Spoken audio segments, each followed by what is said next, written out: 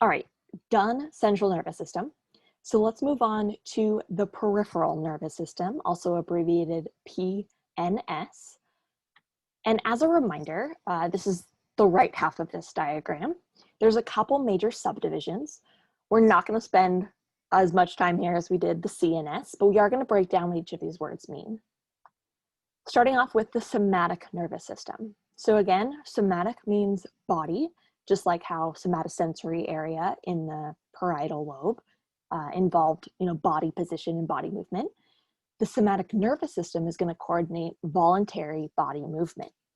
So if you remember at the very beginning of this chapter, when we talked about the spinal cord, we mentioned how the spinal cord involves information flow between the brain and the rest of the body. This occurs via what we call spinal nerves that just extend out from the spinal cord.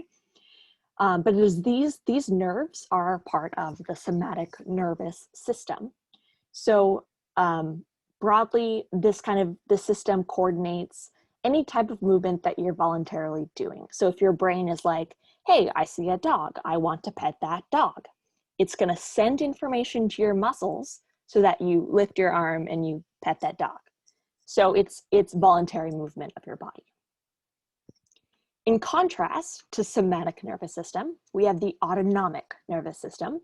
Autonomic is like automatic.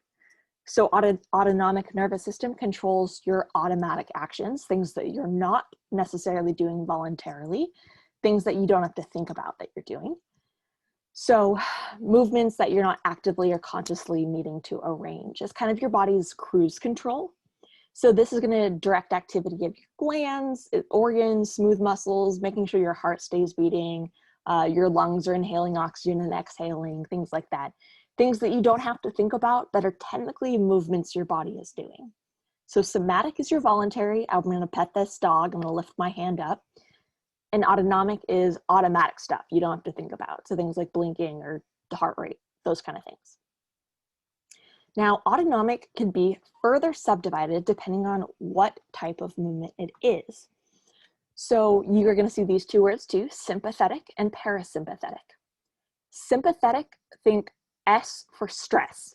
Sympathetic is your stress kind of movements, whereas parasympathetic, P for peace. So this is the more kind of rest, peaceful movements. So you'll notice these are a series of different kind of body reactions, and they are opposites between the two lists.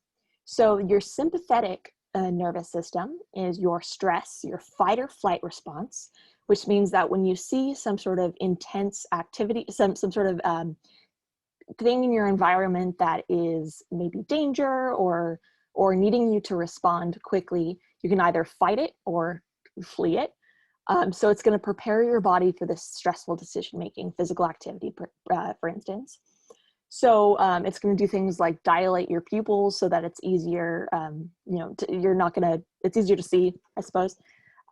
It's going to relax a lot of your, not unnecessary, that's a weird way of saying it. It's going to relax things like digestion or your bladder, things that you're like, wait, this is not exactly crucial for my survival right now, but instead increase things like your heart rate, or like epinephrine, norepinephrine release, things that your body is going to immediately need to stimulate you and get out of that situation as much as possible.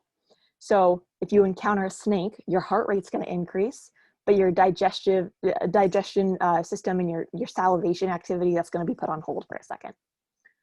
In contrast, you have your parasympathetic nervous system. So this is your peaceful rest and digest. You're chilling. You don't have any sort of issues.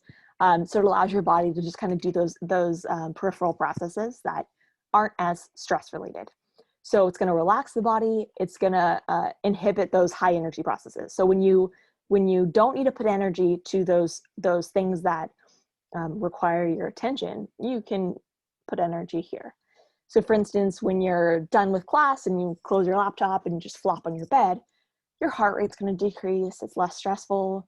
And those background chores that your body needs to do, like digestion and whatnot, those things can get your body's resources again. So this is more just relaxation type of stuff. So automatic actions that your body does, autonomic nervous system, broken down into the responses that are related to stress, sympathetic nervous system, fight or flight responses, or your peace, restful, rest and digest, parasympathetic responses.